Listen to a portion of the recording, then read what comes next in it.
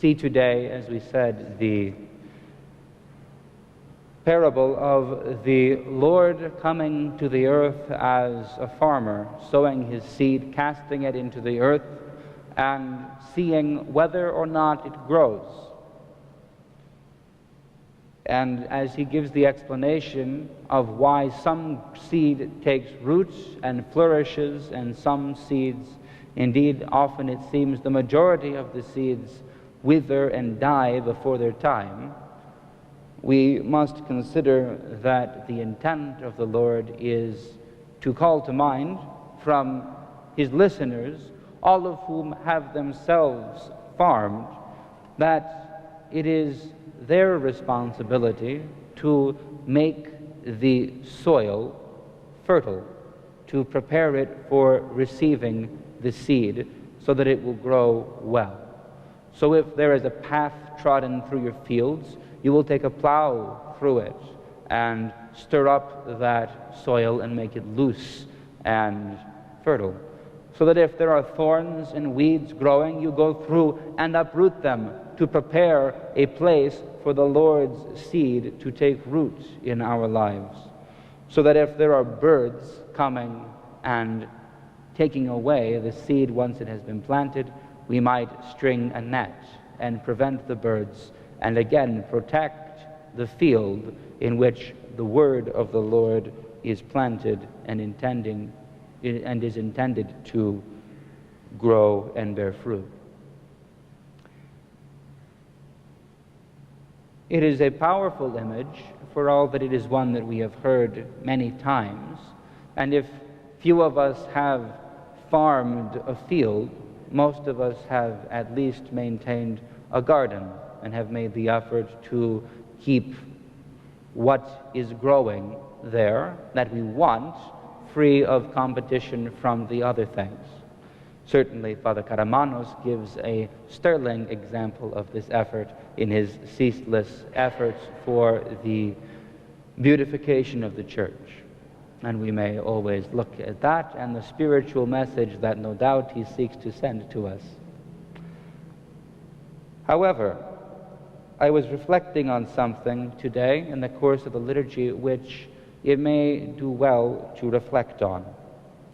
We think too of how we may make the soil of the parish fertile for the coming generation, how we may prepare the hearts and the minds of the young people to take in the message of the gospel, to understand it, to embrace it, and to make it their own.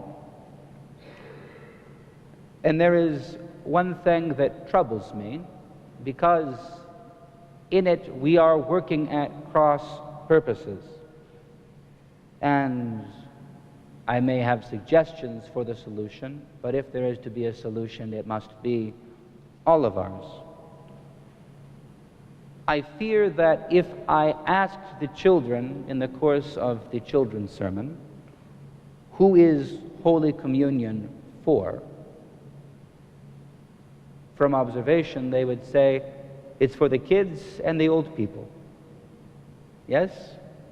Because this is what we were taught 50 years ago and 30 years ago. The problem is that the Sunday school curricula that come now from the Archdiocese and the training that the priests receive in the parishes, rather at the seminary, emphasizes strongly that we teach the children and we teach the adults, but mainly the children because we have them for catechesis, that we teach them that Holy Communion is supposed to be for everybody. And then they come and they see that their parents do not receive. Now, I cannot tell you that you should receive communion, when you should receive communion, how often you should receive communion. Many times all of you are under obedience to a priest who has directed you in a different way in the past. This is why I say this is a thorny problem and one that is not easy to resolve.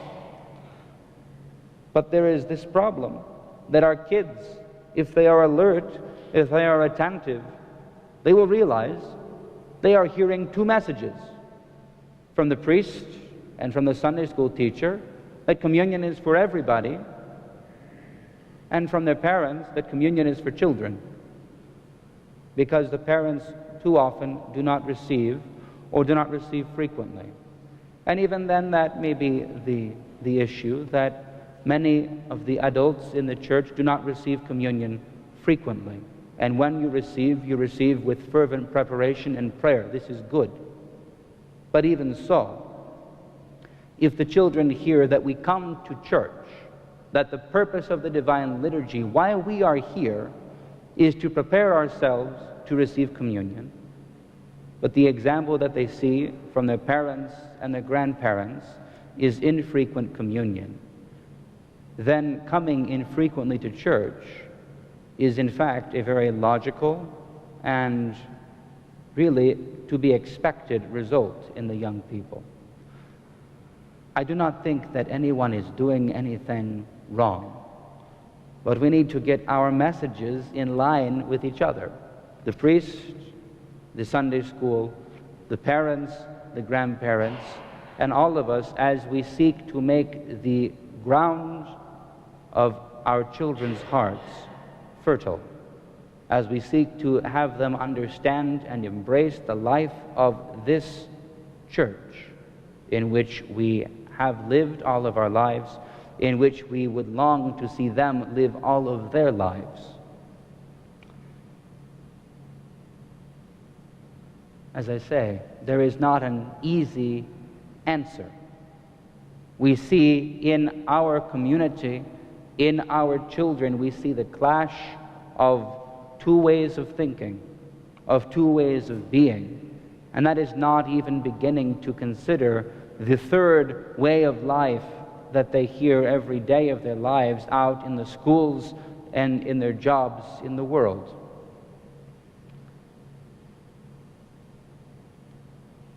What I might urge is that you talk about this with your children. Ask them what they hear. Ask them what they understand about Holy Communion. Encourage them to ask you too how you prepare. Let them understand that you have a spiritual life, that you have a relationship, an interaction with the church, with Christ, with the things of God. Let them see that it may not be the same as they are living now, but they may then begin to understand that there is a path which they must themselves carve out from where they are now, sitting in the pews, coming for communion, whether or not they have fasted, whether or not they have prepared, to the place where they need to be when they are your age, sitting in the pews and considering whether or not they should come to Holy Communion. It is not a solution, but I think it is the way to a solution.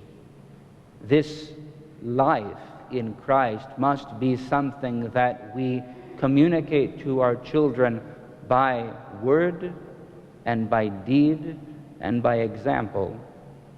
But ultimately it must be something that we welcome them into, so that we have a spiritual life as families, not only the children, not only the adults, but all of us together coming into the house of God and receiving the blessings that He gives to us here. I know this is an unusual sermon. It was not the sermon that I intended to preach. Perhaps I would have been better to preach the sermon that I thought I should have preached. However, we should at least reflect. It is not a good thing if we tell the children to do one thing and give them an example that is different.